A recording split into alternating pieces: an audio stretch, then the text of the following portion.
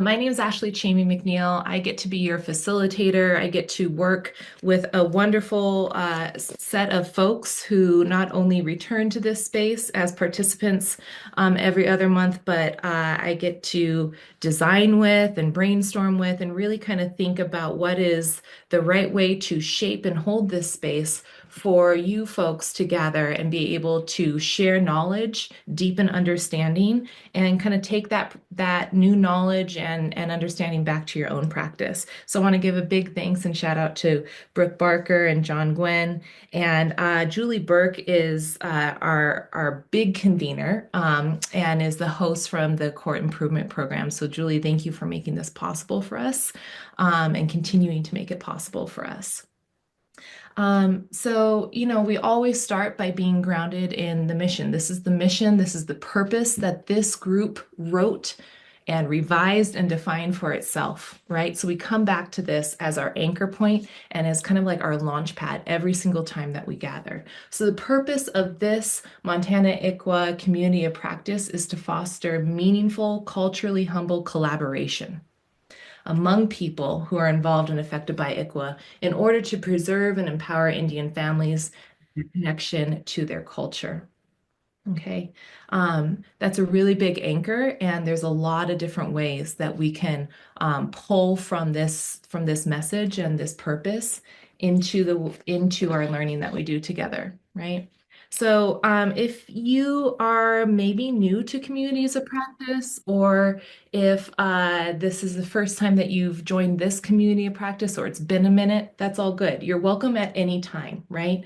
Communities of practice, kind of by definition, are meant to be this very nimble space, right? That are guided by the participants who are able to show up at any given time, right? So there's no like big heavy commitment that you have to be here every single time for the next 6 sessions or anything like that, right?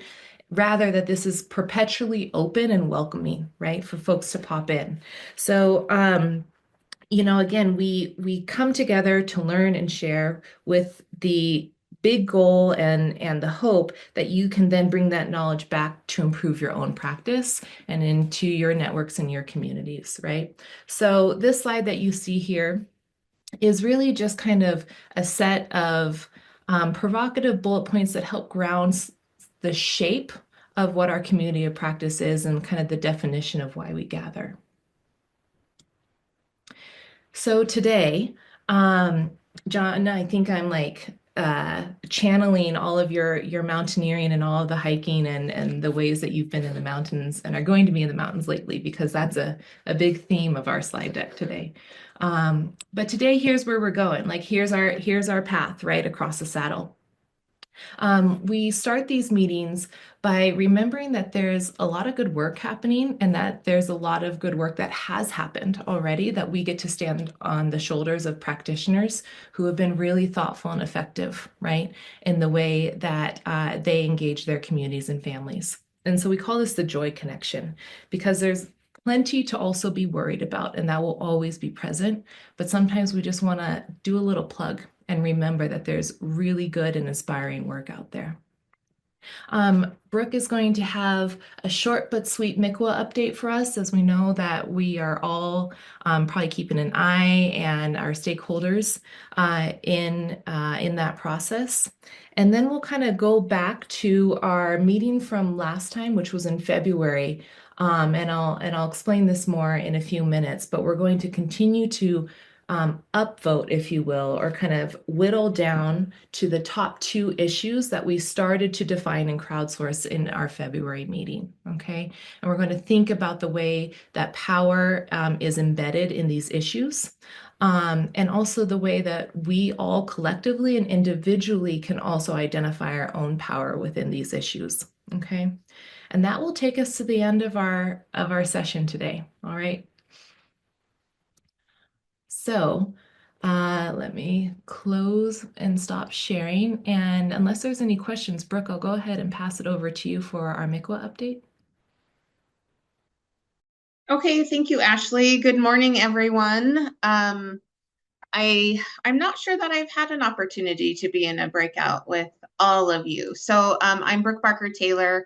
I'm an assistant attorney general with the Department of Justice, and so happy to be here in community with all you and sharing this space. So I just wanted to take a brief moment to update you on the Montana Indian Child Welfare Act bill. That's Senate Bill 147.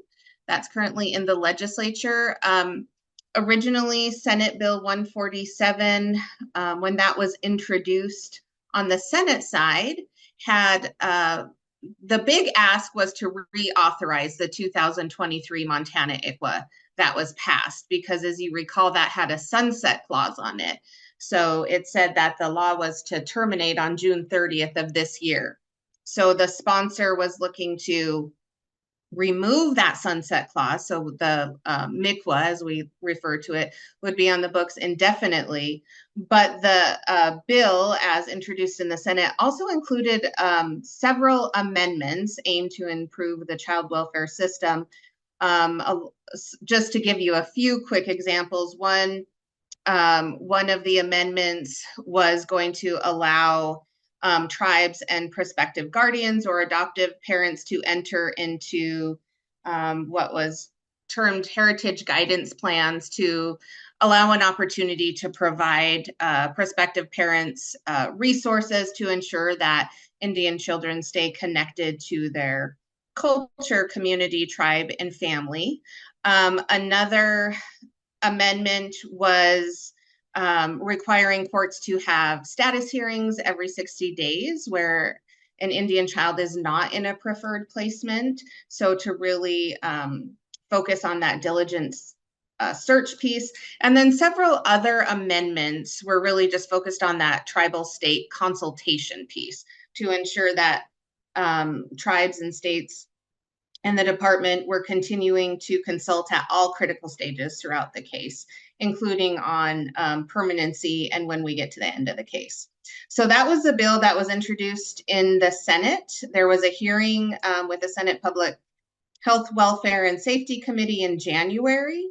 That bill passed, with all of those amendments, passed the Senate in February. And then it went to the House side in March. And there a hearing was held in the House Human Services Committee. There was lots of great testimony from a lot of different stakeholders of particular importance, perhaps, to this community of practice. There was support by all 12 tribes resolutions. And after that hearing, the House Human Services Committee put an amendment onto SB 147. And the amendment was to essentially strip all of those amendments that I just talked about to the 2023 version. So no cultural or heritage guidance plans, no 30-day hearings, basically all of the additional provisions to the 2023 bill. The House committee redlined, but said, we'll lift the sunset. Like, we want to include that. Let's lift the sunset, but basically just reauthorize the 2023 version. And so that amendment, so the bill as amended was passed that committee on April 7th. It went back to the Senate. So when there's amendments, it has to go back to the original House. So the Senate passed now the bill is amended, which is basically, again, reauthorizing the 2023 law and lifting that sunset clause. That passed a second reading. So I am anticipating that's going to be on for a third reading today. And I would anticipate that to pass a third reading, and then it will go to the governor for signature. And so I guess I would just say my message that I would want to say is I think it's a really big deal that sunset clause was lifted. So I think that's a really big win for Indian children and child welfare in our state. And although those additional amendments got redlined, that certainly doesn't mean, as we talk about a lot in this community, with colleagues in our respective jurisdictions, that doesn't prevent us from implementing best practices, right? just because the law on the books isn't going to specify that the department and the state consult with tribes regarding permanency and throughout all critical stages of the case. I think that all of us in community here still want to implement best practices, and I have faith and confidence in all of us throughout the state that we'll continue to do that. But I will send Ashley and Julie an email once I get the final word on this bill, so they can send out the good news, hopefully when the governor signs the bill. So thanks for giving me an opportunity to share that, Ashley. Oh, thank you so much, Brooke. Yeah. And thank you for, being, such a, like, quite literally, on the ground, following this and testifying and seeing this work through. Yeah, totally, Heather. I agree. Applause. Um, and I know that a lot of folks here have been, tracking and involved, right? And so thank you for this collective work too. I'm wondering if anybody has any questions or other additional insights that you want to bring to our table here in regards to SB 147 or its farther reaching impacts.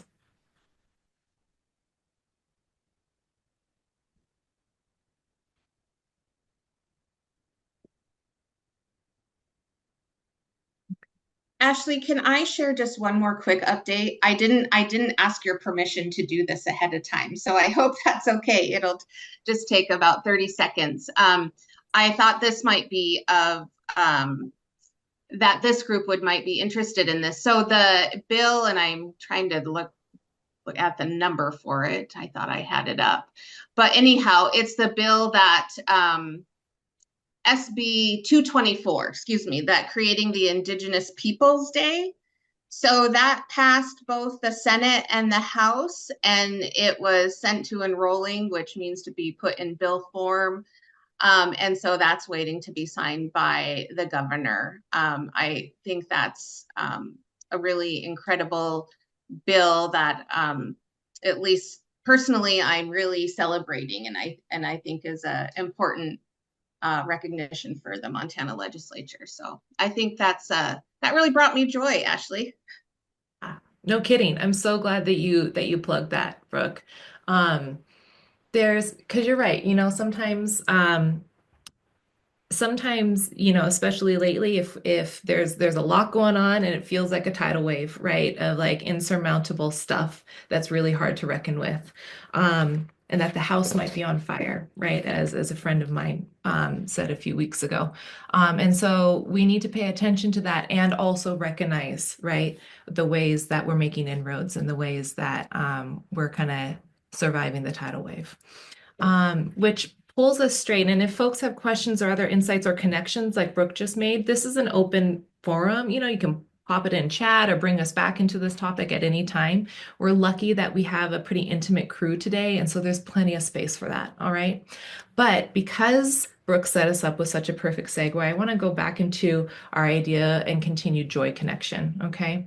Let's see, I need to share my screen again. Give me a hot second. Here we go. Okay, slideshow. This is a clip, and I don't quite remember who shared it with me, but somebody brilliant shared it with me and it's only about a minute and a half, maybe 2 minutes, that we wanted to bring in. This is Judge Patricia Clark, who's actually in Seattle.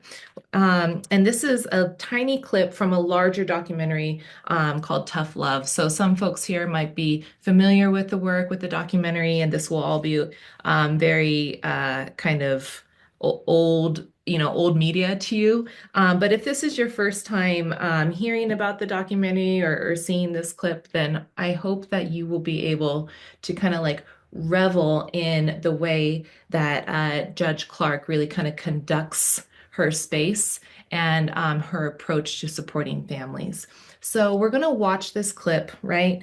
And as you're watching it, our follow-up and the way that we connect back to that joy that I'll ask you to pop in chat or to come off mute and share with our crew today is just like what might be sticking with you. It could be a single word. It could be a movement or a gesture, right? That you see in the clip, or it might be a phrase, okay? But like, what is something like a little gold nugget, right? That maybe you want to pull away from this very short clip, okay? So I'm gonna press play, and hopefully we can all hear it. Here we go.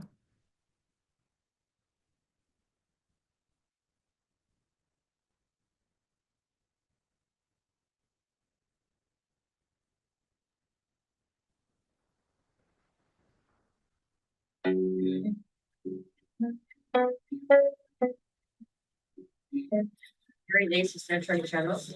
Hi. Hi. How are you? I've been better. Yeah, where you been? Not doing my services. That's right. But I'm delighted to see you today. Yeah. Time to face the music. Yep, it is. So talk to me. I'm not doing so good. Okay. But I made it here. Yep. And I'm honest about it. I'm ready to do what I need to do. So about where I'm at right now. Okay. So where do you think we should start? I don't know. All right. I need you to stay in contact with your social worker. Okay. Twice a week. Okay. Okay. That's it. I got it. Okay. If I can get you to stay in contact long enough for us to get you stable, it's going to be a lot better. I hope so. Yeah. Yeah. Trust me. Just stay on the telephone if you need to. Okay. So we're going to start this little process. Okay. Baby steps. Good. Yep. Baby steps. That's all I can handle right now. That's okay. We're not going anywhere. Baby steps. Okay.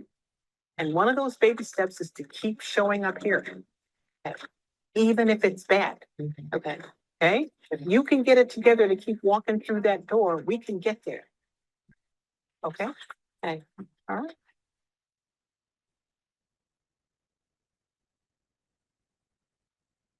Okay. Let's see. Escape. And I'll stop share. So, well, first of all, maybe just as a quick show of hand or virtual hand, like, have you all already seen this a few times? Is this, oh, this is new for some folks. Okay. Okay. Seen it maybe before, Kelly, Heather. All right. So we have a mix here. So like I said, I was really struck when I first saw this documentary and this clip in particular. And I was born and raised in Seattle too, so there's just a fun connection there.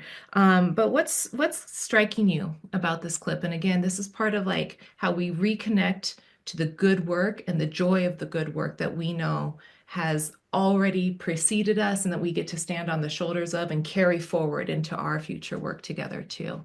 Is there a word that is sticking with you or a phrase, Raylan? Yeah. Trauma informed. Mm-hmm. Mm-hmm.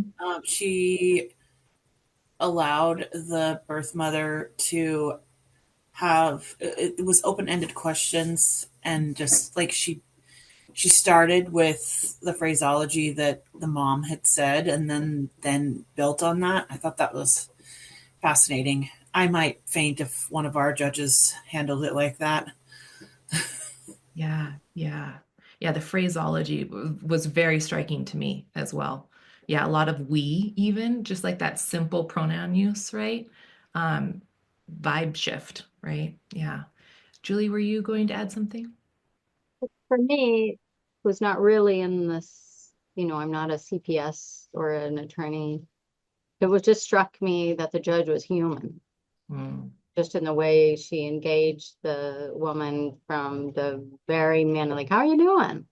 It was informal, kind of put her at ease, and then the way the judge continued to talk to the woman and encouraged her was not anything that the handful of times that I've sat in on hearing was not anything that I've observed. It was informal and human yeah, yeah. and encouraging. Mm, mm-hmm, mm-hmm. Keep showing up, even if it's hard or bad. Yeah, yeah. And that was reinforced multiple times, Edith. I totally agree with you, right? That kind of, Judge Clark giving her that confidence boost, right? Of saying, like, you don't have to always be perfect showing up here, right? Like, stay on the phone, right? Do it anyways. That's what success is. It's not being perfect. It's continuing to stay with it, right? And that we're with you in this. We're not going anywhere. Raylan?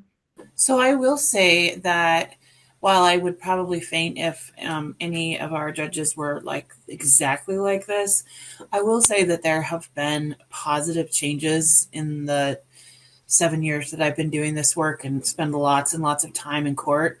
In that there is a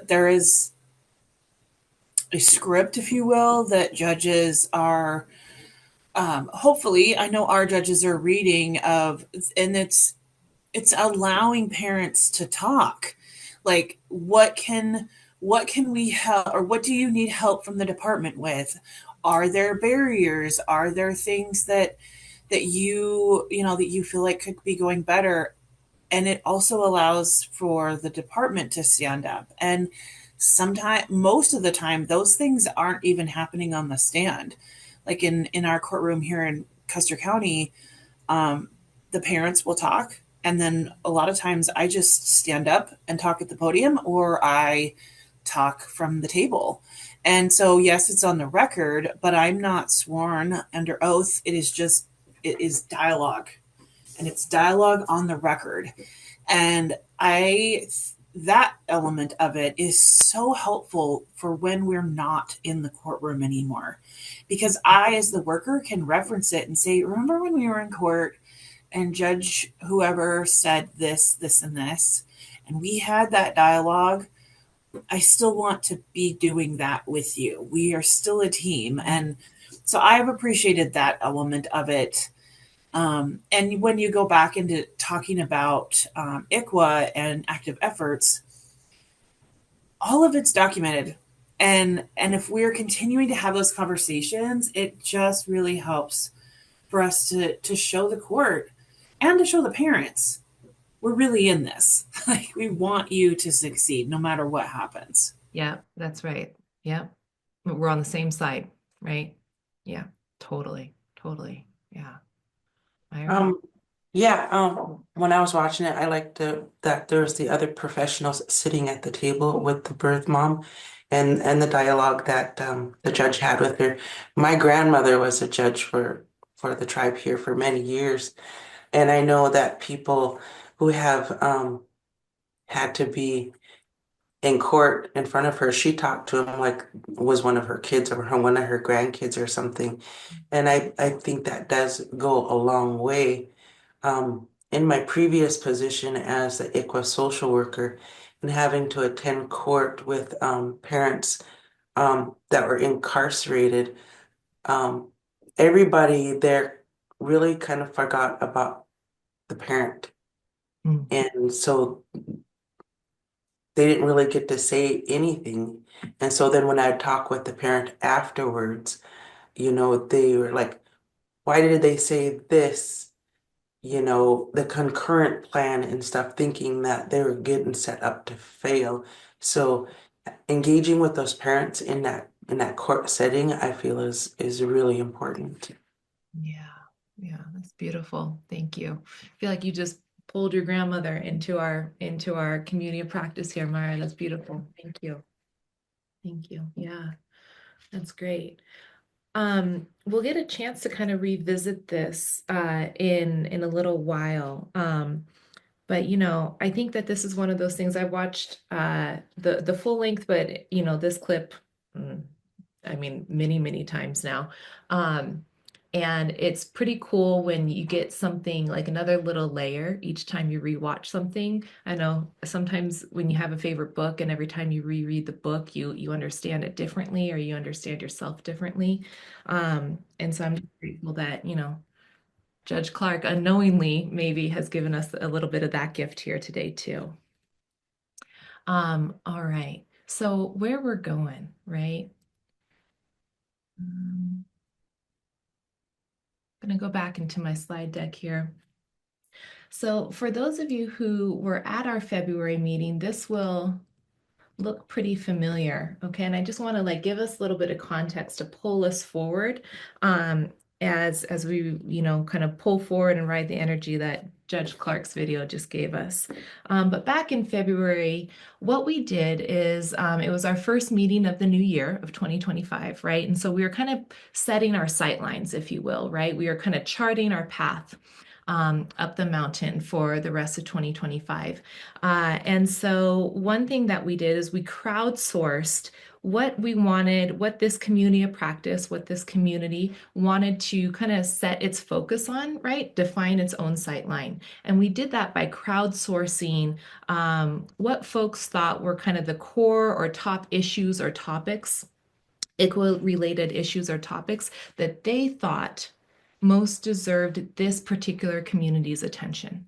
Okay, so this was the sequence, this was the structure that we used in order to kind of brainstorm and then start honing down on some of those core issues or topics related to ICWA. Okay, so that's what we did, and we, in a kind of fun and playful way, named that structure Piece of the Beast, right? Like we can't tackle the whole thing, okay? But we can pull out a couple threads that we can focus deeply on, right? Or a piece of the beast, if you will. So that was our play on words there. So that's what we did in February, right? We're landing here in April, and so we finished out our session a couple months ago, in which we had our top 4 major issues that we thought our COP should really be chewing on, right? And even though 4 seems like a small number, if we're going to go deep and truly understand the roots and the power and the consequences and how we might be able to affect change to a particular issue, 4 is actually kind of a lot. And so today we're going to revisit the top 4 that we gathered from last time and hone it down even more, right? And just upvote the top 2 that you all believe, sitting here today in our present community, that you all believe should be the focus really of this community of practice for the next several months. All right. And then that's going to take us farther, right, into the future. So you'll see our June, August, and October. These are rough sketches, right? This is an imprecise vision of how we'll continue to develop our understanding of these issues in order to come summer, right, in August, start thinking about how we can imagine some theories of change or the levers that we can pull to affect change, right? And all of that is really kind of balancing out this idea of we want to be a learning community and nimble without any, homework assignments or any deliverables that are due at any time, but also, we have power here. We can be active and we can also contribute in a very meaningful way. And so we're balancing those 2 things. And so in October, so come fall, winter, we're going to take all that we've investigated and all that we've learned, starting, at the beginning of the year, and draft up kind of a set of imperatives, if you will, or a list of imperatives that the court improvement program will be able to take in hand as they go into their PIP drafting. Okay, so this is an idea in which this community's voice gets to have very real and grounded implications, right, in a larger design that's going to impact the entire state when you get into the PIP drafting. Okay, so this is our general sightline, right? But as I said, this community by definition is a community of learners and is, flexible. And so as we continue to develop this, we will see what our needs are, right? And be attentive to what we all decide together collectively is the right path up the mountain. Yeah. Okay, there's a lot of text on here, so deep breath, right? But going back to where we landed at the end of February, these are the 4 top issues or kind of core issues related to ICWA that your colleagues and teammates from February kind of landed on by the end of the meeting, okay? So I'll just read the headers, if you will, right? And these are not in a particular order. These are just organized by number because I thought it was easier to read, right? So one thing that came up again and again was the need for more tribally enrolled QEWs, right? And the infrastructure to support that continued enrollment. Another thing was preferred placements for children, of course. And this is really about, making sure that Indian kids are kept with their cultural community and family whenever possible. That's core to ICWA, as we all know. But really kind of going deeper into the system of it, right? So addressing those systemic barriers to preferred placements. Another big topic and issue that the group settled on was strengthening cultural connections for kids. So making sure that when non-preferred placements occur, that they're still able to keep and facilitate those cultural connections back to their community and tribes. Okay. And then the last one that you see at the bottom of your screen is around tribal community outreach and education efforts around ICWA itself, right? So what are those active efforts, those best practices? And that really includes and perhaps depends on partnering with tribes to develop resources that facilitate some of those cultural connections for kids. Okay. So I am going to give you a second to, just kind of take all of this in. I'm going to copy and paste these 4 issues and the bullet points under them into chat. But in order to give you a second to chew on it and kind of process what these issues are before we go into a sequence of whittling it down to just 2, I'm going to send you out into quick breakout rooms with just one other person so that you can have a couple minutes together to see what's coming to the surface for you as you prepare to think about, okay, if I only get to choose 2, right? Which ones am I going to choose? All right, welcome back, everybody. I know that those were short breakouts, but it's just like to give you an extra second, right, to think about those 4 top issues that the community defined last meeting in February. So how is it sitting with you, I guess is my question, right? Like, now that you've had at least a couple minutes to look through and read more carefully those 4 top issues from February, what's coming up for you? Are you recalling some of that conversation from February if you happen to be in attendance, or is there any surprises, or has some of this shifted for you maybe in the last couple months? How's it holding water for y'all? I'll be the first to say that for where I'm at in Eastern Montana, the main things that we see is QEWs and outreach and education. So 1 and 4 would be my pick of those, just strengthening that. QEWs especially was a conversation that I had with our local county attorney not too long ago, and it's frustrating to maybe not have availability, but then also there seems to be hope that there could be more QEWs from specific tribes who are members of those tribes, which I know is kind of a big ask, but that's been the feedback where I'm at. Thanks, Raylan. Yeah. How about other folks? Just generally, Heather. Yes, I'll speak up. I'm Heather Webster. I'm in Billings. Brooke and Edith and I chatted, and our top 2 were the same for all 3 of us, which were preferred placements and then the tribal outreach.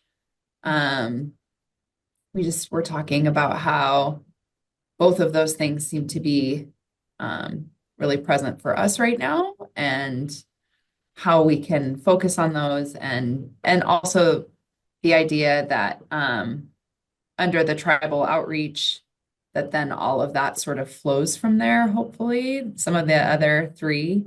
So like Raylene mentioned, connecting with tribal members who then could potentially serve as QEWs. So for us, the 2 and 4 were our top 2. Yeah. Yeah, I appreciate you kind of having that the larger networked perspective as well, of like different kind of impacts that might connect across some of these topics as well. Yeah. That's great. Myra?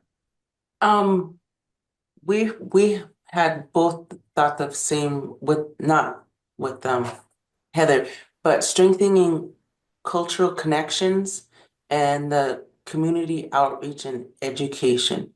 I believe those two were the top ones Mhm. because then you can work with the other ones, different aspects of the other ones in with these two by the cultural connections, the outreach and the education would bring the community, state and tribal together to have that better relationship, be educated on our histories and everything to where there's more of an understanding.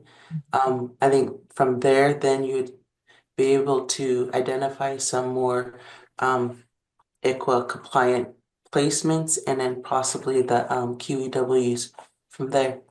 Mm-hmm. Yep. Yep. Yeah, I really appreciate how you all are, kind of cutting through the weeds to see the interconnectedness here. Um, and the way that when you pull one lever, right, it's kind of a gravity pull that then affects its surrounding areas and its related topics, right? Yeah. I think um so I know that folks have already spoken their choices, which is outstanding, but just for like the sake of propriety, I did go ahead and make a Zoom poll for us, right? So if you have a last minute change to what you wanted to vote on, that's cool. Or please just like reconfirm the top two choices that you individually want to upvote, right, as our top two. So I see people starting to engage the poll. Um, so I hope that means it's working on all your screens, and I'll be quiet for a hot second then.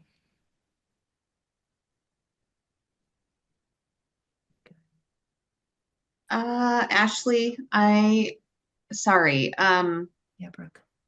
I see everyone's like the numbers going, but I'm not seeing where I actually pick. I wonder why. Oh, you know what? It might be because you're a co-host. Oh, okay. I'm Oh, really yeah. sorry. That's not fair. I'm sorry, Brooke. I didn't think of that. That's okay. I don't know how to fix it. Can I just manually add you in? Yeah, yeah. Okay. Yeah, I was number 2 and 4. Okay, 2 and 4. Okay, cool. All right. So I think that I'm going to go ahead and end the poll. Are we good for that? I think we got most of our folks who are able to do it. So I'm going to end the poll, and I'm tracking 2 and 4 for you, Brooke. Again, I'm really sorry about that. And I'm going to share these results. All right. So the need for more tribally enrolled QEWs was 2 out of 11. Preferred placements for kids would be 4 out of 11. Again, we have to account for our additional voter here. Strengthening cultural connections received 7 out of 11 votes. And then our tribal community outreach and education efforts was 11 out of 11. So that's a home run. This entire community voted on number 4. That's huge. Was not expecting that.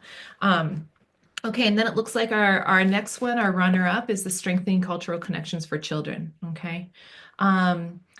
So that being said, that's what we're going to go ahead and move forward with is number 3 and 4. But I hope that, even if your one or both of your choices that you voted on didn't actually make it to the top two, like as you all just shared, these are deeply interconnected issues, right? And so I hope that we'll still be able to find that space. And as we continue to dive into the complexity of these issues, that we'll see these kind of echoes and resonances of impact across the scale of all 4 issues that you all landed on in February. Okay. So it's not fun when the thing you voted on didn't make it right to the top. But thanks for hanging in there. with us on that. So let me go ahead and take these. So we voted on these two, and I'm going to put it into our slide deck so we can see it together. Okay. All right. Here we go. So this is where we landed. Yeah. Strengthening cultural connections for kids, and then our tribal community outreach and education efforts. All right. So before we kind of in future meetings dig into the ways the kind of causes and consequences, right, of these issues, the complexity of the causes and consequences, I'd like to propose that we take a moment to sit with the ways that these two issues in particular already have impact and have power within our communities and our own individual practices, right? So obviously these were the two issues that got upvoted, and so they're powerful issues, right? And they kind of won by a landslide.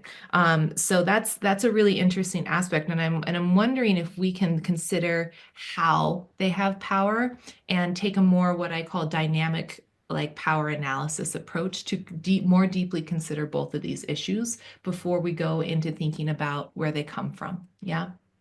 So to that end, right, this is something that I do with another hat that I wear. I work with a lot of educators and with a lot of students. And this is one way to be thinking about really big issues or systemic issues that help us kind of orient where we might be thinking about inroads into making change, right? So sometimes, and I think especially at least in my world and from my life lately, I've felt like there's been a lot of power over me, right? And I've felt like there's been a lot of things that I don't have control over, right? That are happening perhaps at a larger state or federal level that affect me personally, but that I don't get to necessarily have an impact on, or it doesn't feel like an immediate impact, right? And sometimes that can feel very repressive, right? And it can feel like that tidal wave, or like that the house is on fire, and what do I do but stand and watch it, right? Which is not a good feeling.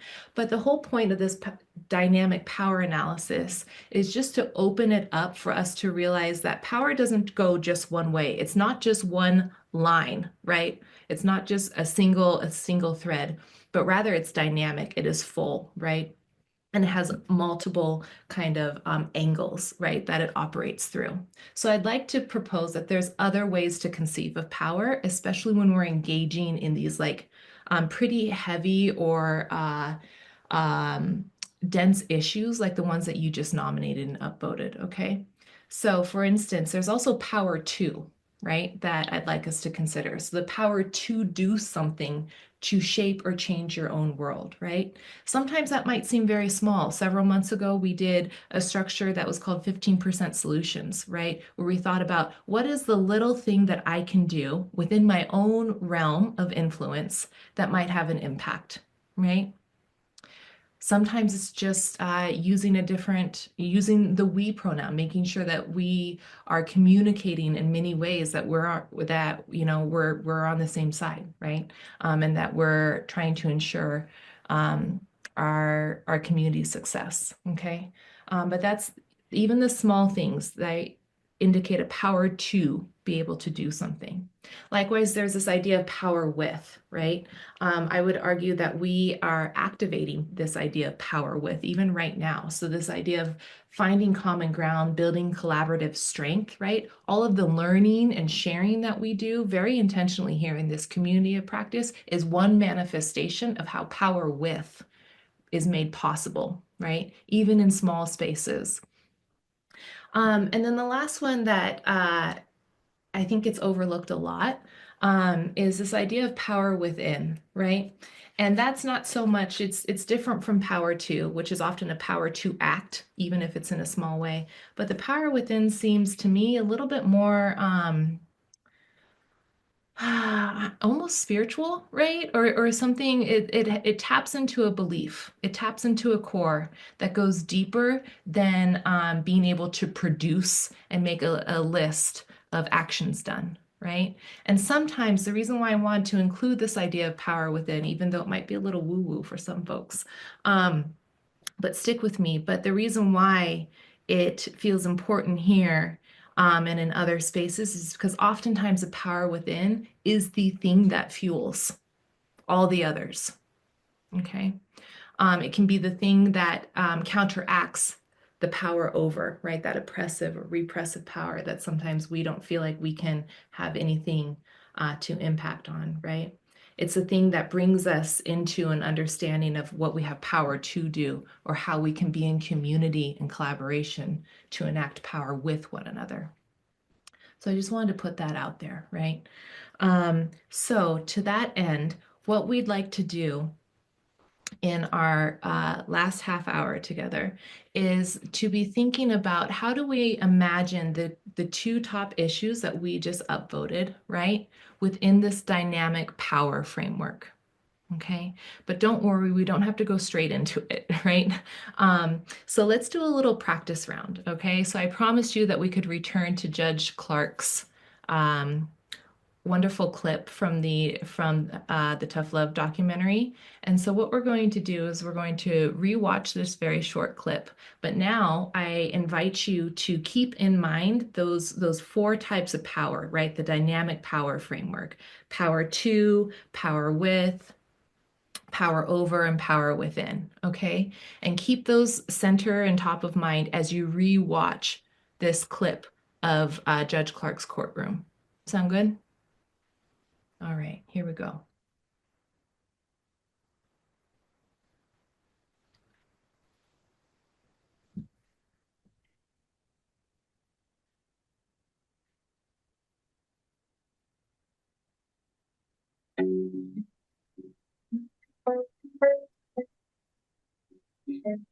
Great day, Sister Attorney General. Hi. Hi. How are you? I've been better. Yeah, where you been? Not doing my services. That's right.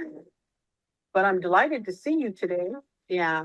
Time to Okay. face the music. Yep, it is. So talk to me. I'm not doing so good, Okay. but I made it here. Yep. And I'm honest about it. I'm ready to do what I need to do. So about where I'm at right now.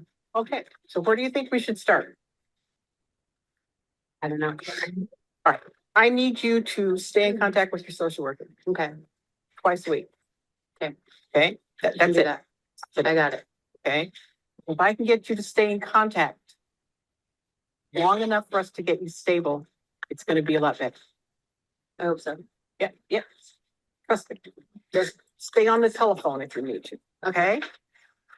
So we're going to start this little process. Okay. Baby steps. Good. Yep. Baby That's steps. about all I can handle right now. That's okay. We're not going anywhere. Baby steps. Okay. Okay. And one of those baby steps is to keep showing up here. Okay. Even if it's bad. Okay. Okay. If you can get it together to keep walking through that door, we can get there. Okay. Okay. All right.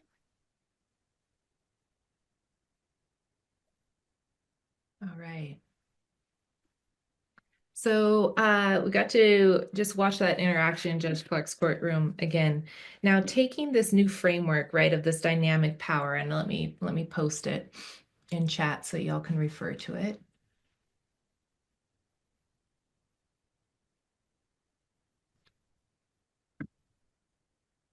Here we go.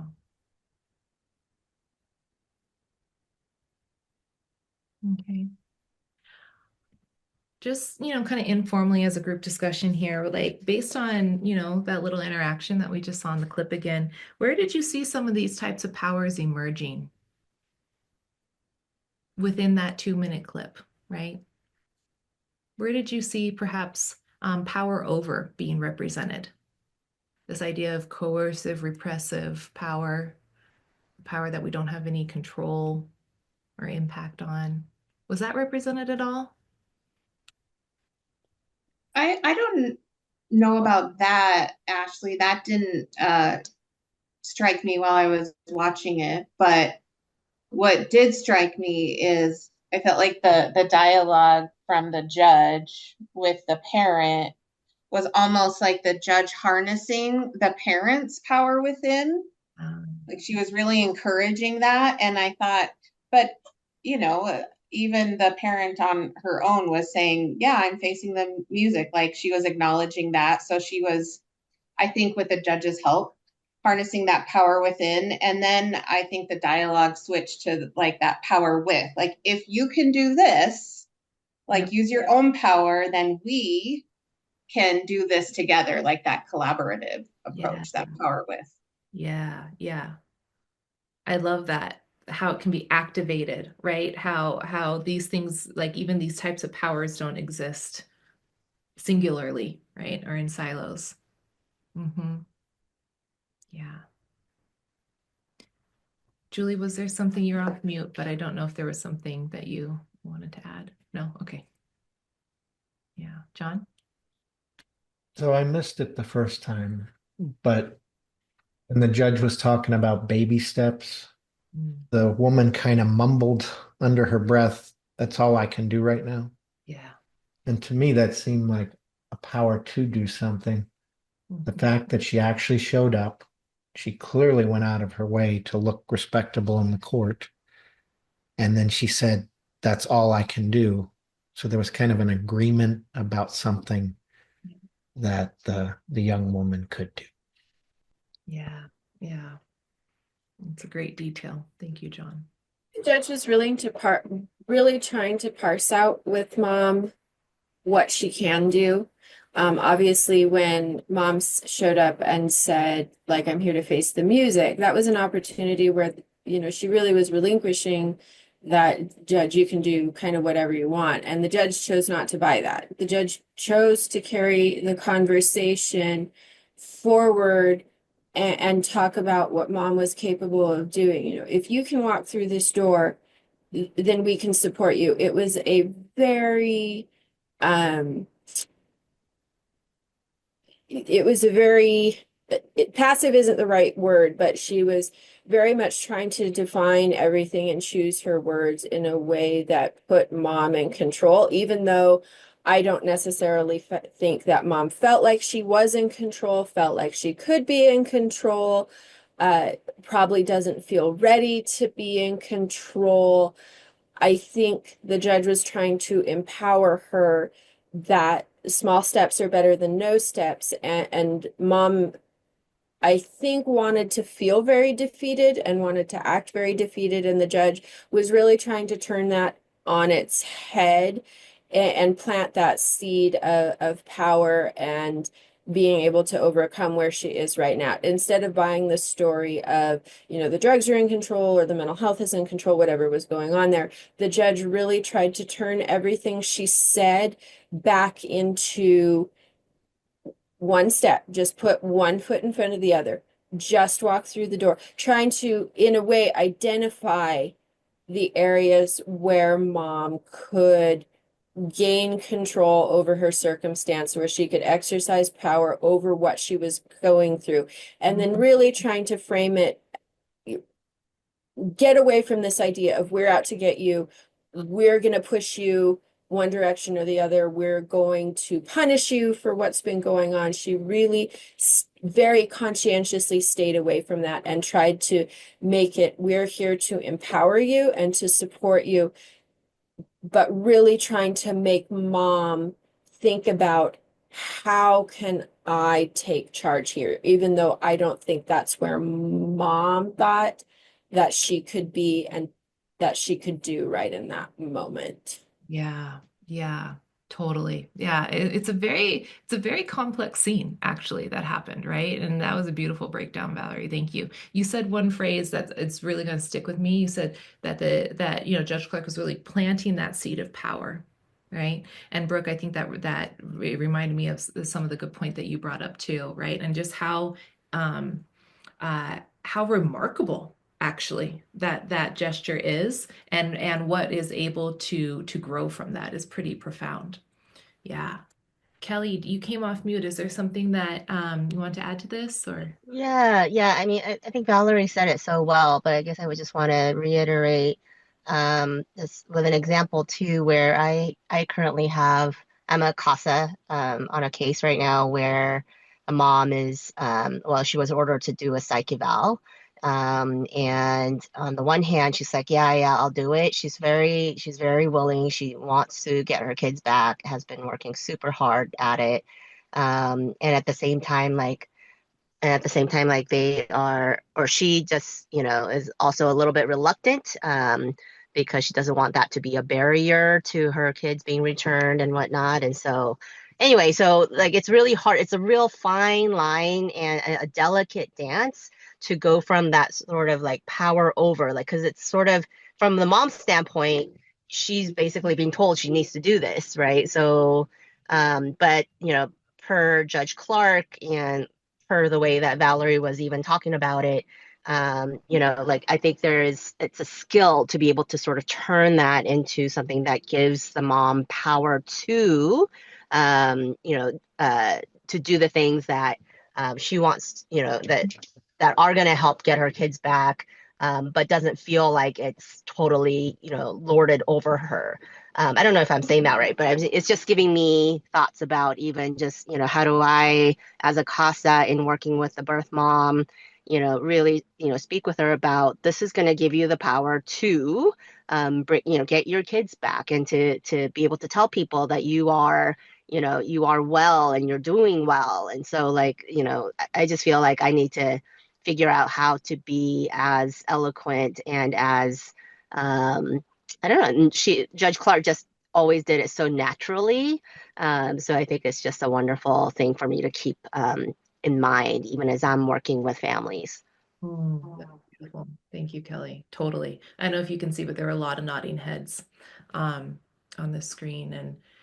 And you're right, it is that delicate balance, right? Like it was it was a nuanced and nimble way that Judge Clark was able to kind of flip and help um and help the mother reconceive what she like even what she's capable of, right? And I think that's where some of that power too came in. Yeah, that's beautiful. Thank you, Michaela. Thank you for being here. All right. So I think you all are basically masters of this dynamic power stuff. You just kicked it out of the park. So let's spend a few minutes, I think, just together as we wind down our time, thinking about our two, and I'm going to re-pop them in chat so we can actually see one another and not just be a um, on a shared slide deck all the time. But again, here's our two upvoted issues. Yeah, okay. My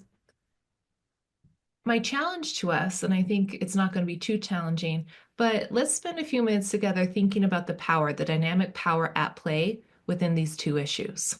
Okay, how we come to it with dynamic power, and also the way that these issues inform dynamic power in our existing networks and communities. Okay, so this will be an ongoing thing, but it's just another way for us to get to know these issues and topics with a little bit more intention and nuance than perhaps how we might approach, just as a written word or on a piece of paper as something we have to solve, right?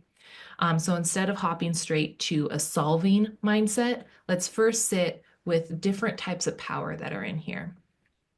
Thanks, Raylan, so much for being here. Hope to see you next time. It was great to have you. All right. So it seemed like a lot of folks were able to identify like power two, perhaps, and the power within. What's coming up for you when you think about the dynamic power within these two issues? Let's start with the strengthening cultural connections for kids. Right.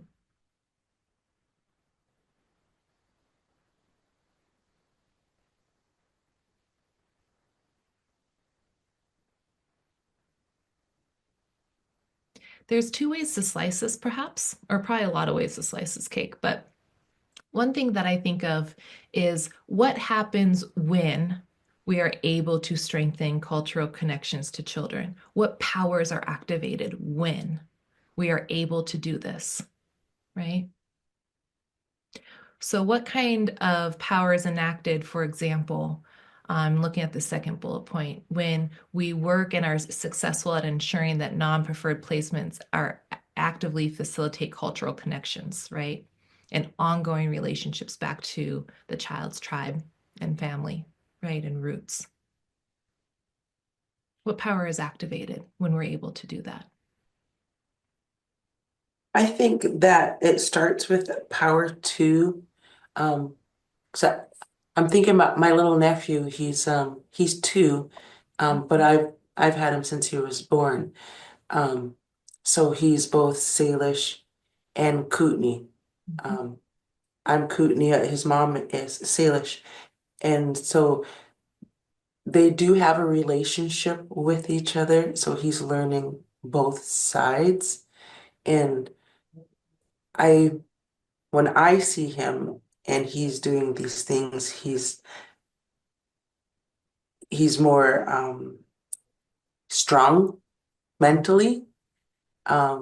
He's not really shy. And I think being a part of both cultures is gonna make him a more successful, more healthier adult as he grows up. So I think it starts out with the power too, and then he he will be able to find that power within. Mm. Mm-hmm. Mm-hmm. Yeah, wow. That's beautiful. Mm-hmm.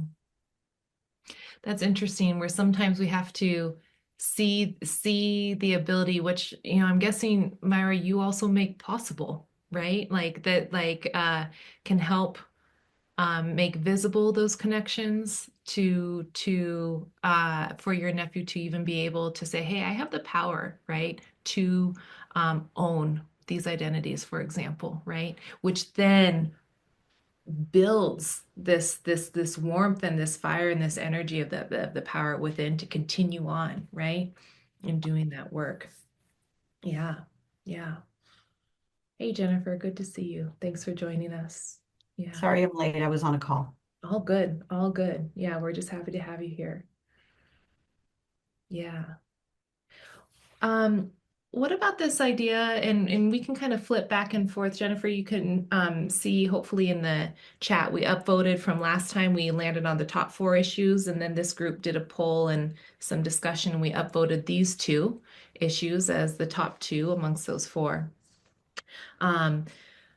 What about this idea of power with, right? I think we've made some really strong connections of the power to and the power within, and how those can be kind of separate sides of a same coin sometimes. But this idea of power with, of being in community, right? Of collaborating, of working across difference sometimes even, right? Does that emerge anywhere when we think about when we are able to expand outreach and education efforts on ICWA, right? And its importance in child welfare to build healing communities, for example, right? Like, this stuff can't happen alone. Yeah. And I'm wondering how we might see these other kind of refractions or reflections of power with when we look at these 2 issues. Does it come up for anybody?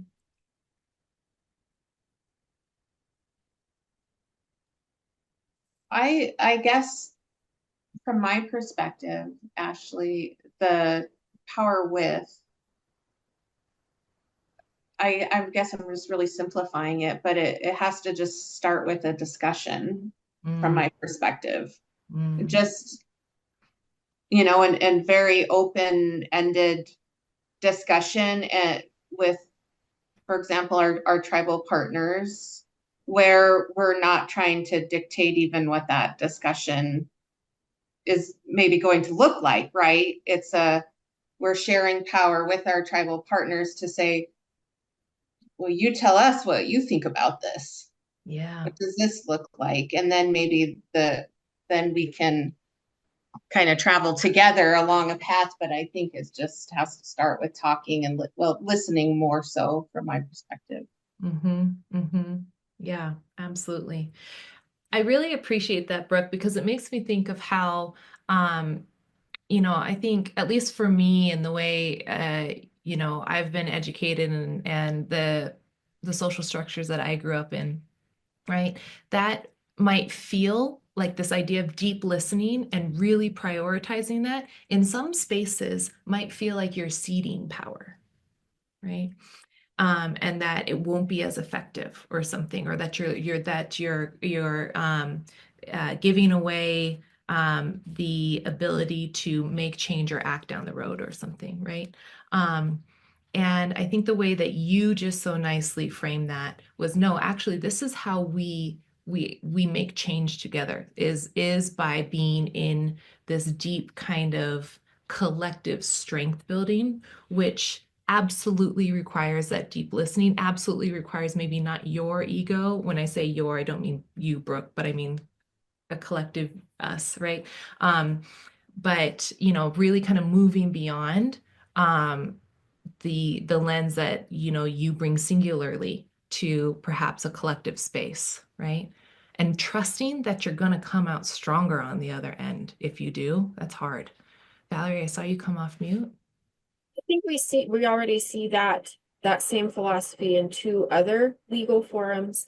I think we see that there was a different, I think probably a moving the dial on bringing children to court and having children take ownership in the process. Now, what that looks like for a 2-year-old or a 12-year-old or a 17-year-old is going to be different just based on their ages and their capacities.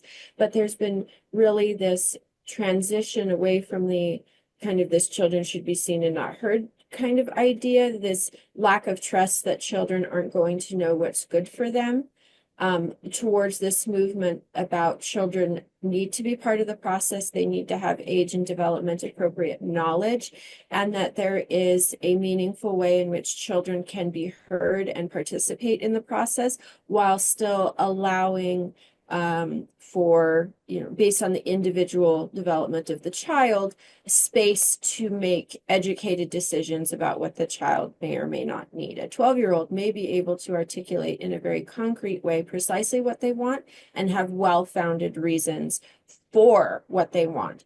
A different 12-year-old may just, want to be at home in the basement eating gummy bears all day. And obviously there needs to be some adult control in that situation to foster a healthy outcome.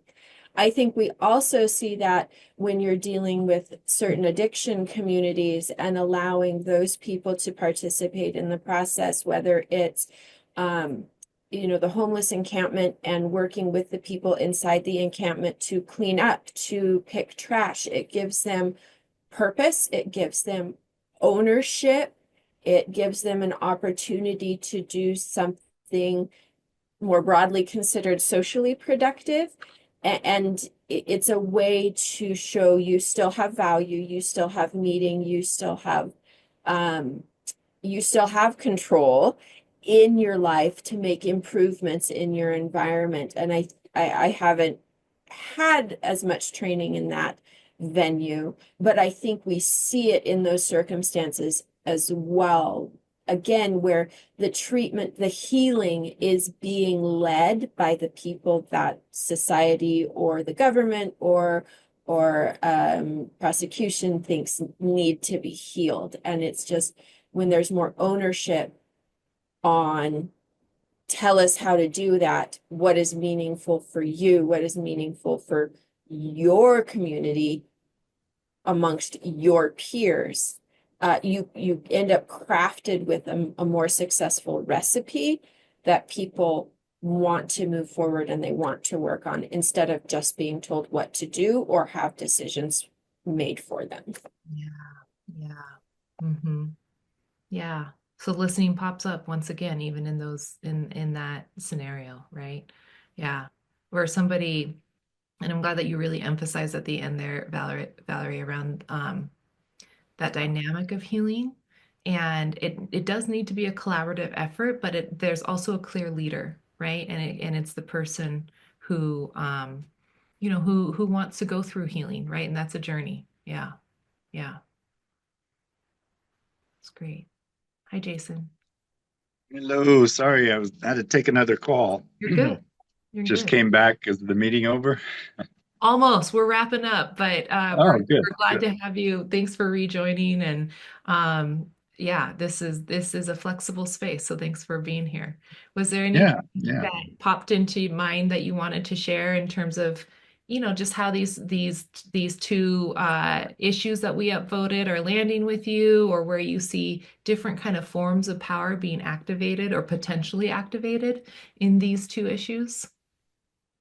Yeah, those are the two that I voted for. Ah, We are right in the midst of that with community and on a reservation, and we have a nonprofit called the Kids Co-op that's tribal led, and that we introduce a lot of native culture back into the kids.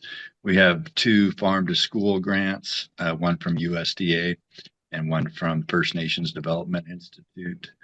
Uh, I don't know if you're familiar with First Nations, but they create several different programs that can be used as a tool in on any reservation.